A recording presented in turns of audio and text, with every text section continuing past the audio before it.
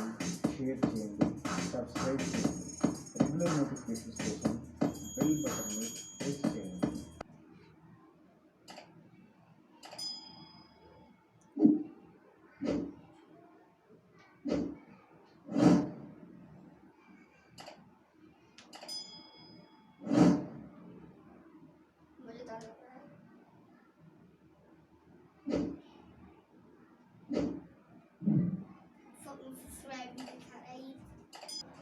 Hello students, आज हम आपको फ्यूचर टेंस पढ़ाएंगे। इससे पहले मैंने आपको प्रेजेंट के 4 पार्ट डिस्कस कर चुकी हूँ और पास्ट के 4 पार्ट डिस्कस कर चुकी हूँ।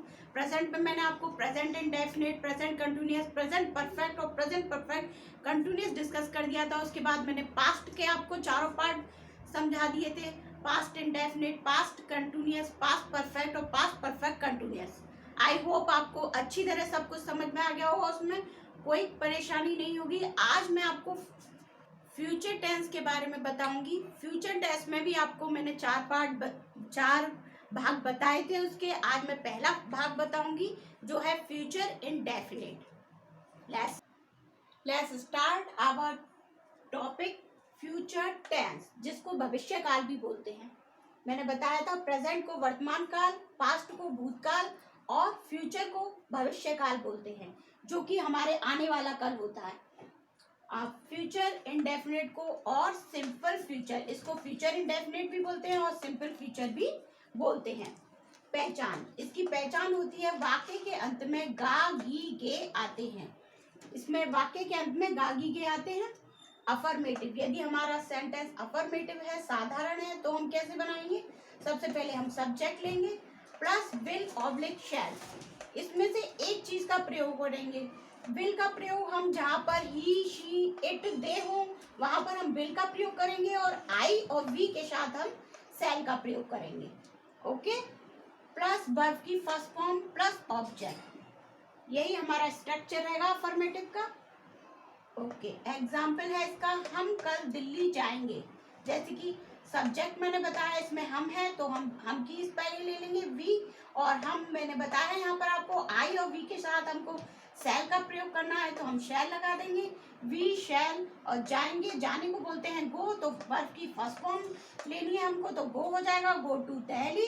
और कल के लिए यहाँ पर हम टुमारो लगाएंगे। मैंने आपको बताया था पास्ट टेंस में कि पास्ट टेंस में यदि हमारा कल आता है तो वो बीता हुआ होता है, वहां पर हम यस्टरडे लगाते हैं, और जब आने वाला कल होता है उसके लिए हम क्या लगाते हैं? टुमारो। ये आपको ध्यान रखना है। पास्ट में जब बीता हुआ हो तो उसके लिए उस वहां पर कल के लिए हम यस्टरडे लगाएंगे, और जो आने वाला कल है उसके लिए हम टुमारो लगाएंगे। नेगेटिव सेंटेंस, यदि हमारा सेंटेंस नेगेटिव है यानी कि नकारात्मक है, तो हम सबसे पहले लगाएंगे सब्जेक्ट प्लस विल ऑब्लिक शैल। मैंने बता ही दिया आपको, इनमें से एक चीज लगेगी, आई और बी के साथ शैल, और will he, she, they, it के साथ will, plus not, plus verb की first form plus object. Example है हमारा, हम गरीबों की मदद नहीं करेंगे, तो हमको हम वी बोलते हैं, तो वी के साथ मैंने आपको बताया था शैल लगेगा, तो वी के साथ शैल लगा दिया। नॉट, नहीं के लिए हमने नॉट लगा दिया। मदद करने को बोलते हैं हेल्प, और यहाँ पर हेल्प ही रहेगा, वर्ब की फर्स्ट फॉर्म का यूज किया जा रहा है, इसलिए हेल्प का हेल्प रहने देंगे। फिर द, गरीबों को बोलते हैं पुअर, तो पुअर लगा देंगे यहाँ पर। ओके, यहाँ तक आपको समझ आया हो तो लाइक, सब्सक्राइब और शेयर जरूर कीजिएगा। मैंने आपको अभी तक यहाँ तक क्या समझाया, फिर से इंस्टेंट व्यू ले लेते हैं। मैंने आपको बताया था वाक्य के अंत में गा गी गे आएंगे, आपको ध्यान रखना है। गा गी गे आ रहे हो वाक्य के अंत में, तब वहां पर फ्यूचर टेंस होगा। और अफर्मेटिव में हमारा स्ट्रक्चर रहेगा subject plus will shell. Will मैंने आपको बता ही दिया है, शैल का प्रयोग आई वी के साथ, और विल का ही, शी, दे, इट के साथ। और यहाँ पर वर्ब की फर्स्ट फॉर्म का प्रयोग होगा प्रेजेंट की तरह, ना यहाँ पर एस या ई एस लगेगा, और पास्ट की तरह ना ही यहाँ पर सेकंड फॉर्म का प्रयोग होगा, यहाँ पर केवल वर्ब की फर्स्ट फॉर्म का प्रयोग होगा, फिर ऑब्जेक्ट का प्रयोग होगा। फिर एग्जाम्पल मैंने बता ही दिया आपको, हम कल दिल्ली जाएंगे, और यहाँ पर मैंने ये भी बताया था बीते हुए कल के लिए हम यस्टरडे लगाते हैं और आने वाले कल के लिए हम टुमारो लगाते हैं। ये भी बात आपको ध्यान रखनी है। और नेगेटिव सेंटेंस में हमको विल शैल के बाद ही नॉट लगाना है, पहले नहीं लगाना है, बाद में ही नॉट लगाना है। और इसमें भी हमें वर्ब की फर्स्ट फॉर्म का प्रयोग करना है। अब आता है आपका इंट्रोगेटिव सेंटेंस। इंट्रोगेटिव सेंटेंस में आपको विल और शैल पहले लगाने होंगे, तो इसके बाद सब्जेक्ट, फिर वर्ब की फर्स्ट फॉर्म प्लस ऑब्जेक्ट। जैसे कि एग्जाम्पल है हमारा, क्या मैं पुस्तक पढ़ूंगा। तो मैंने जैसे आपको बताया विल या शैल में से एक चीज, लेकिन सबसे पहले हमको अपना सब्जेक्ट देखना पड़ेगा। यहाँ पर हमारा सब्जेक्ट क्या आ रहा है, आई। मैंने आपको बताया था कि आई और वी के साथ हम सेल का प्रयोग करेंगे, इसलिए हमने पहले सेल लगा दिया, फिर आई ले लिया। और पढ़ने को बोलते हैं रीड, तो यहाँ पर फर्स्ट फॉर्म का ही यूज होना है, तो हम यहाँ पर रीड लगा देंगे। और पुस्तक को बोलते हैं बुक, तो बुक लगा दिया हमने। ओके, यहाँ तक आपको समझ में आ रहा हो। प्लीज लाइक जरूर कीजिए। लाइक करने से, आपके एक लाइक से हमारा इंस्पिरेशन बढ़ता है और एक तरह से एनर्जी मिलती है, तो लाइक शेयर जरूर कीजिए। WH वर्ड या क्वेश्चन वर्ड, ये मैंने आपको पहले भी बताया था, क्वेश्चन वर्ड और WH वर्ड एक ही होते हैं। तो यदि हमारा क्वेश्चन वर्ड वाक्य के बीच में आ रहा है, जैसे कि क्या, कौन, कैसे शब्द यदि हमारे वाक्य के बीच में आ रहे हैं, तो हम किस प्रकार से अपना टेंस बनाएंगे। तो सबसे पहले वो ही ले लेंगे, क्वेश्चन वर्ड ले लेंगे, plus will oblique shell plus subject plus verb की फर्स्ट फॉर्म प्लस ऑब्जेक्ट। आपको ध्यान रखना है, यहाँ पर वर्ब की फर्स्ट फॉर्म का ही प्रयोग करना है फ्यूचर इंडेफिनिट में। तो एग्जाम्पल है हमारा, आज कौन आएगा। मैंने जैसे कि आपको बताया क्वेश्चन वर्ड, इसमें क्वेश्चन वर्ड है हमारा कौन, तो हम कौन को ही पहले ले लेंगे। कौन को क्या बोलते हैं, हु बोलते हैं, तो हु की स्पेलिंग हमने पहले ले ली। फिर उसके बाद हमको विल या शैल में से कुछ लगाना है। यहाँ पर हमारा आई वी आ ही नहीं रहा है, तो हम यहाँ पर विल ले लेंगे, विल हो जाएगा हमारा हेल्पिंग वर्ब। फिर उसके बाद आने को बोलते हैं कम, तो कम ले लिया। और आज को बोलते हैं टुडे, तो हम यहाँ पर टुडे लगा देंगे। ओके, और क्वेश्चन मार्क जरूर लगाना है। इसके बाद हमारा interrogative sentence, interrogative with negative. यदि हमारा सेंटेंस इंट्रोगेटिव विद नेगेटिव मतलब क्या से भी शुरू हो रहा है और नकारात्मक भी है, उसमें नहीं का भी प्रयोग हो रहा है, तो हम क्या करेंगे, सबसे पहले हम विल ऑब्लिक शैल पहले ले लेंगे, फिर उसके बाद subject plus not plus verb की फर्स्ट फॉर्म प्लस ऑब्जेक्ट। तो क्या वह पत्र नहीं लिखेगा, तो इसमें हम सबसे पहले, मैंने बताया आपको, विल या शैल में से एक चीज लेनी है। और यहाँ का पहले हम अपना सब्जेक्ट देखेंगे क्या है। तो यहाँ पर हमारा सब्जेक्ट आ रहा है वह को हम ही बोलते हैं, तो ही के साथ मैंने आपको बताया ही था, ही के साथ हम विल का प्रयोग करेंगे और आई और वी के साथ हम शैल का प्रयोग करेंगे। ये मैंने आपको कई बार बता चुकी हूँ, आपको कंफ्यूज नहीं होना है। आई और वी के साथ ही शैल का प्रयोग करना है और अनदर सभी के साथ विल का प्रयोग करना है आपको। तो will he not right, right हम लिखने की फर्स्ट फॉर्म हो गई, यहाँ पर फर्स्ट फॉर्म का ही यूज होना है, तो राइट हो गया। और पत्र को बोलते हैं लेटर, तो ए लेटर। ओके, यहाँ तक आपको सब समझ में आ गया होगा।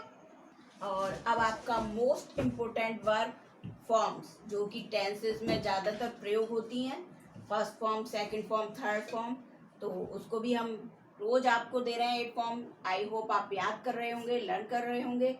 तो आज भी आपके सामने 8 फॉर्म्स हैं, इनको भी लर्न करना है आपको। और ये हैं सबसे पहले आपकी ASK आक्स, आक्स माने कहना या पूछना, इसकी होती है second form ASK ED asked और ASK ED आस्क्ड। तो इसकी सेकंड और थर्ड फॉर्म एक जैसी रहती है, ED जुड़ जाता है बस केवल इसमें।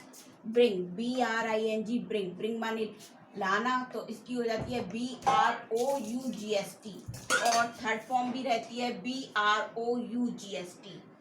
बाई, BU बाई माने खरीदना, तो BOUGST होती है इसकी सेकंड फॉर्म, और थर्ड फॉर्म भी BOUGST रहती है। अब आपको कुछ ये दोनों फॉर्म्स एक जैसी लग रही होंगी, लेकिन यहाँ पर कंफ्यूजन ये है कि यहाँ पर आर आ रहा है, तो यहाँ भी आर ही होगा हमारा, तो इसमें आर लगाना है और इसमें आर नहीं लगाना है। बाई वाली में, BU बाई वाली में हमको आर नहीं लगाना है, और BRING ब्रिंग वाली में हमको आर लगाना है। तो इसको ध्यान रखना है आपको। दोनों एक जैसी नहीं है, ये अलग अलग हैं। इसमें आर का प्रयोग हो रहा है, इसमें आर का प्रयोग नहीं हो रहा है। इसमें ब्रिंग में आर का प्रयोग हो रहा है, ये ध्यान रखना है आपको। इसमें ब्रिंग में आर का प्रयोग हो रहा है तो हमको आर लगाना है इसमें, और बाई में आर का प्रयोग हो ही नहीं रहा है, तो आप ध्यान रखेंगे तो इसकी बॉट होगी और उसकी ब्रॉट होगी। ओके, अब CRY क्राई, क्राई मीन्स चिल्लाना या चीखना, तो इसकी सेकंड फॉर्म होती है CRIED क्राइड, और CRIED क्राइड थर्ड फॉर्म भी यही होती है और सेकंड फॉर्म भी यही होती है। अब है हमारा DEFEAT, डिफीट, डिफीट मीन्स हारना, तो इसकी सेकंड फॉर्म होती है डिफीटेड, DEFEATED, इसमें ED लग जाता है, और थर्ड फॉर्म में भी ED लग जाता है। दोनों एक जैसी रहती हैं, सेकंड और third form. ENTER, enter, enter माने प्रवेश करना, तो इसकी सेकंड फॉर्म होती है ENTERED, एंटर्ड, और थर्ड फॉर्म भी यही होती है ENTERED। अब ये हमारा है FEEL, फील, फील मीन्स महसूस करना, इसकी सेकंड फॉर्म होती है FELT, फेल्ट, और थर्ड फॉर्म होती है FELT, फेल्ट, दोनों एक जैसी होती हैं। GAIN, गेन, गेन मीन्स प्राप्त करना, लाभ प्राप्त करना किसी चीज का, तो इसकी सेकंड फॉर्म होती है GAINED, गेंड, और GAINED, गेंड, तो ये भी इसमें ED जोड़ना है। ज़्यादातर सेकंड और थर्ड फॉर्म जो होती हैं उनमें ED का ही प्रयोग होता है, कुछ ऐसी होती हैं जो कंफ्यूज कर देती हैं, इसलिए हमको याद करना जरूरी है, और आई होप आप जरूर जरूर जरूर याद करेंगे, क्योंकि ये टेंस का मोस्ट इम्पोर्टेंट भाग है, क्योंकि इसके बिना कुछ टेंसेज ऐसे हैं जो बन ही नहीं सकते हैं। सेकंड और थर्ड फॉर्म का प्रयोग होता ही है कुछ टेंस में, और कुछ टेंस में फर्स्ट फॉर्म का प्रयोग होता है, तो आपको तीनों ही याद करनी जरूरी है, तो आप प्लीज़ जरूर याद कीजिएगा। It's caught in the crossfire.